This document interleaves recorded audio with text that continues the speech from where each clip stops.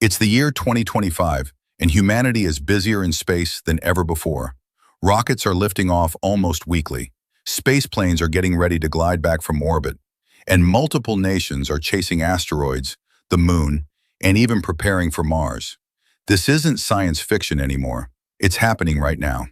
Welcome back to Fact Enjoy, the channel where we break down the biggest events shaping our world and beyond. If you love staying informed and learning something new, make sure to subscribe, and hit the bell icon so you never miss an update. Let's dive into the video. Take a look at some of the most exciting missions happening right now. We start with China's Tianwen-2 mission. After the success of Tianwen-1, which sent a rover to Mars, China is now aiming for something even more ambitious: an asteroid sample return. Tianwen-2 is on a mission to rendezvous with a near-Earth asteroid, collect samples, and then bring them back to Earth. Why does this matter? Asteroids are like frozen time capsules from the early solar system. They hold untouched material from billions of years ago.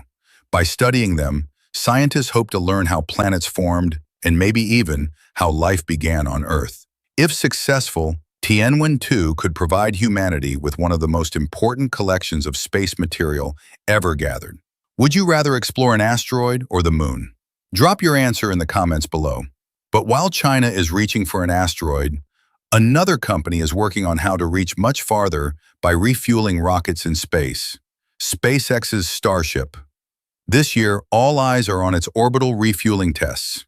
Think of it this way: rockets are like cars. They can only carry so much fuel when they launch. But what if you could refuel them while already in space? Suddenly, missions that once seemed impossible, like crewed trips to Mars, become achievable. Starship's refueling tests in 2025 are high risk but high reward. If SpaceX pulls it off, it would mark a huge leap forward, not just for returning humans to the moon under NASA's Artemis program, but also for opening the door to true interplanetary travel. Which do you think will see first humans living on the moon, or the first crewed mission to Mars? Let me know your prediction. And SpaceX isn't the only private company making headlines this year. Another giant of the commercial space race is finally ready to launch its biggest rocket yet: Blue Origin's New Glenn rocket. It's been in the works for years, and 2025 is finally expected to see its maiden flight. Standing taller than Falcon 9, New Glenn is a heavy-lift rocket designed with reusability in mind. Its first-stage booster will return to Earth for landing, just like SpaceX's rockets. This isn't just a test launch. For Blue Origin, it's about proving they can be a serious player in the commercial space industry. Success with New Glenn means more competition, more launches, and potentially lower costs for getting payloads to space. Between New Glenn and Starship, which rocket are you more excited about? Tell me in the comments, Team Starship or Team New Glenn. But rockets aren't the only focus this year. Over in Europe, a very different kind of spacecraft is preparing to take flight: a reusable spaceplane. ESA's Space Rider. The European Space Agency is rolling out Space Rider. Think of it as a mini space shuttle. It launches on top of a rocket, spends a couple of weeks in orbit running experiments, then glides back to Earth, ready to be used again.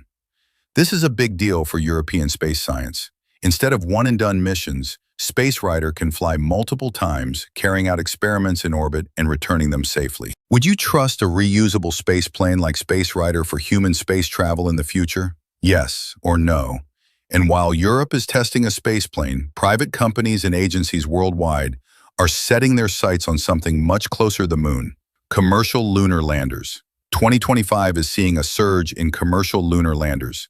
These small spacecraft, built by private companies, are heading to the lunar surface with science instruments, rovers, and technology tests.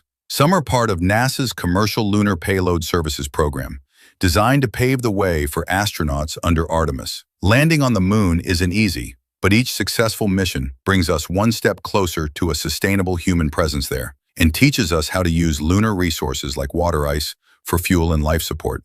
If you had the chance to visit, would you go to the moon as a tourist, even if it was just for a few days?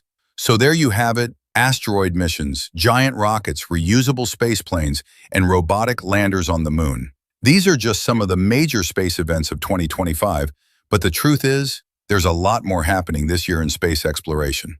If you want a detailed explanation of any of these missions, let us know in the comments, and don't forget to mention which topic you'd like us to dive deeper into. The future of space is unfolding right before our eyes, and it's only just beginning. Thanks for watching.